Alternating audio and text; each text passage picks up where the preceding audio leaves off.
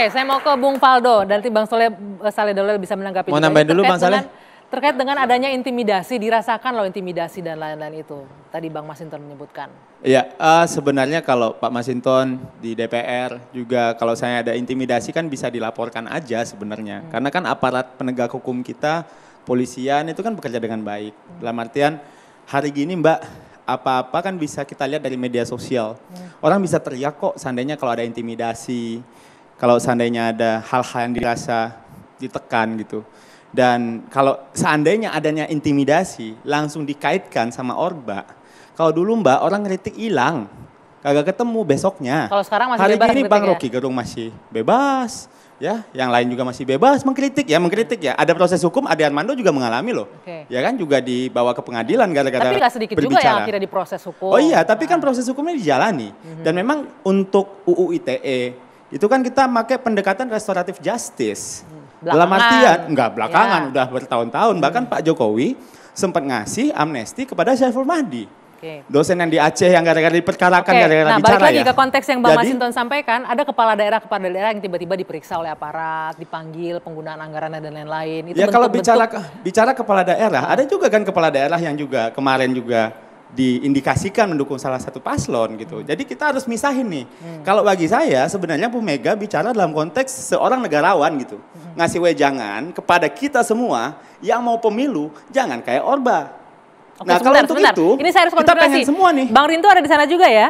Karena kita menghormati Bu Mega ya. Iya, sebentar. Konteksnya ini ngasih wejangan atau ngeluarin kekesalan karena melihat kondisi politik saat ini? Terima kasih.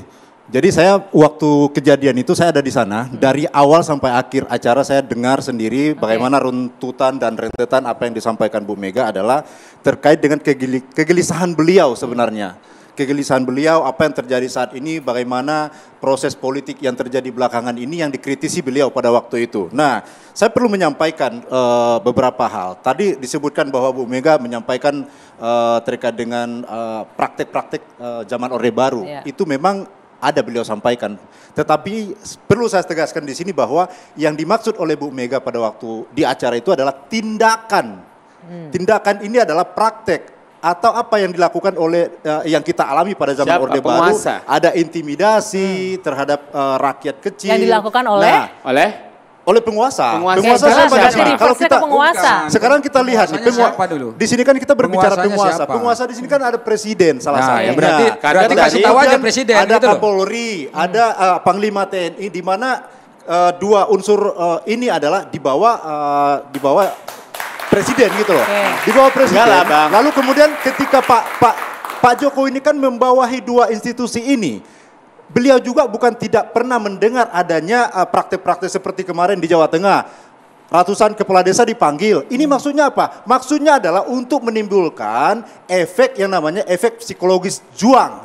Yaitu efek psikologis supaya orang takut untuk tidak melakukan dukungan-dukungan, penggalangan dukungan masa untuk mendukung Ganjar Pranowo. Sehingga ketika itu jelas di omongan itu ada. Sekarang pertanyaannya, kalau kita pertanyakan, kok ini baru hari ini dilakukan seperti itu? Kenapa tidak sebelum Pilpres? Enggak, sebentar Bang Rinto. Ini artinya tudingannya serius bahwa kepala daerah ini diminta untuk tidak mendukung, Anda menyebutkan nama Ganjar Pranowo. Artinya ada himbauan. Bukan.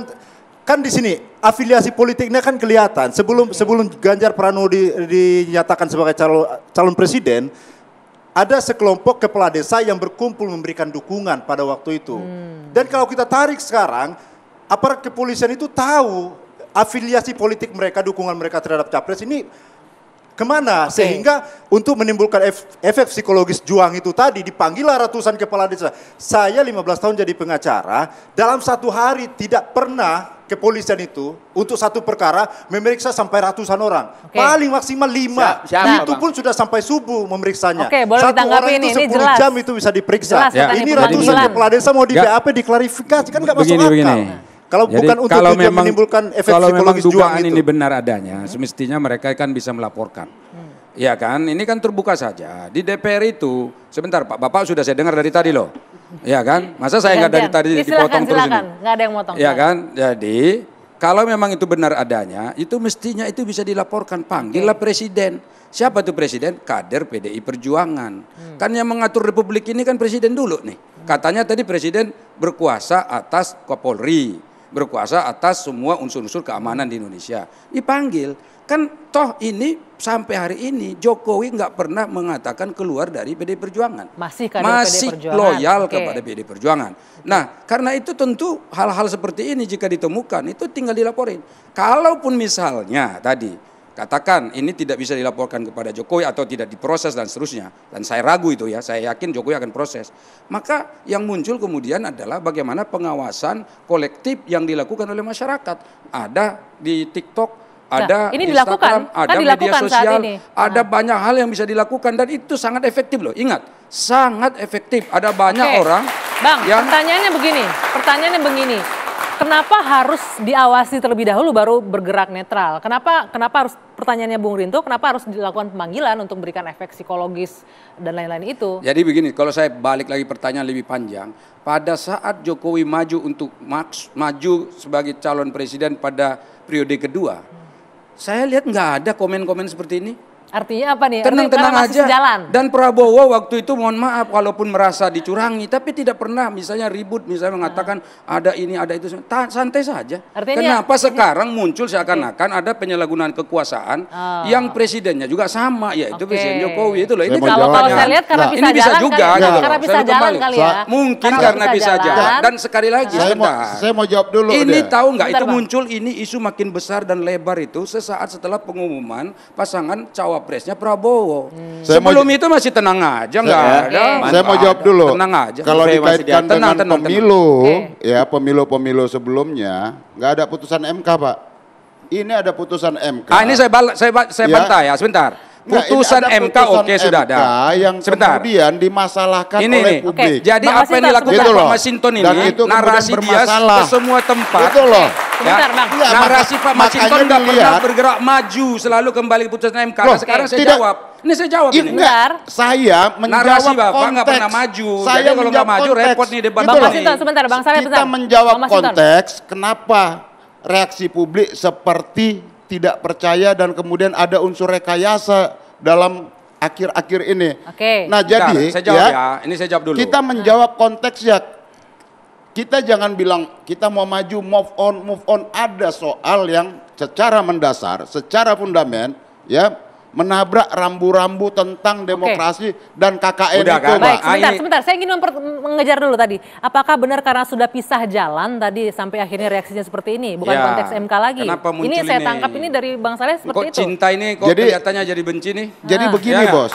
Ya. Apakah karena sudah kecewa? Cinta berubah jadi benci, kenapa? Ini tidak ada kaitan mau pisah jalan, mau sama jalan. Kalau yang namanya menabrak konstitusi, kita harus ingatkan.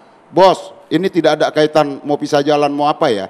Ketika berkaitan hal-hal yang prinsip dan fundament buat bangsa ini, kita harus luruskan. Pertama, ketika 3 periode, kita tolak penundaan pemilu. Kita tolak, kenapa? Gitu loh. Karena itu menentang semangat reformasi dan demokrasi yang sudah kita jalani 25 tahun ini. Maka kita tolak, kita nggak boleh mundur ke belakang. Pada saat itu sangat kencang bagaimana Undang-Undang Dasar di amandemen mau diutak-atik untuk dilakukan amandemen agar apa? Merubah agar bisa 3 periode. Bagaimana kemudian Undang-Undang Dasar mau coba diakal-akalin agar bisa setengah periode atau penundaan pemilu tadi. Artinya apa, Pak? Ini tidak ada dengan kaitan pisah jalan atau apa. Ketika hal-hal yang prinsip tentang demokrasi, disitulah kita bertugas menjaga kewarasan dalam politik demokrasi. Ini saya ada berpuluh kali dengar argumen Pak Masinton yang seperti ini juga, bolak-balik muter di situ. Oke lah, putusan MK.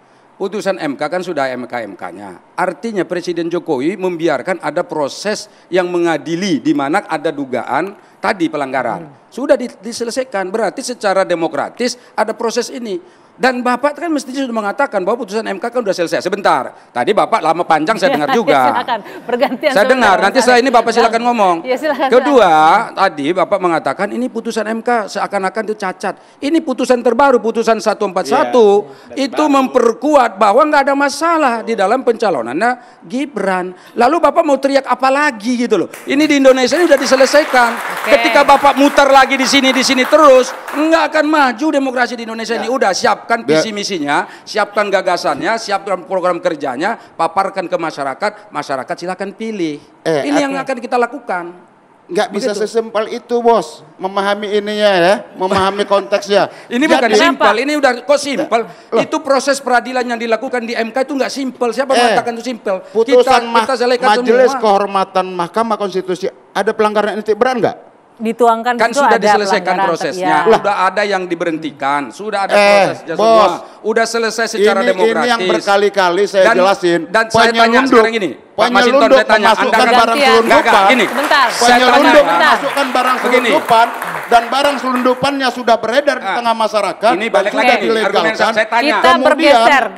Barang selundupan ini nggak bisa lagi ditarik. Apakah menurut Pak Masinton putusan MK itu sah atau tidak? Tidak sah. Ya, penyelundupan. Penyelundupan dari mana? Hampir semua orang ya pengamat semua di Republik ini berbahaya nih. Anda ini komisi, Anda ini sarjana hukum. Saya harus tutup dulu. Dua sisi akan kembali saja dan saat lagi. Tetap bersama kami. Bentar, Bapak.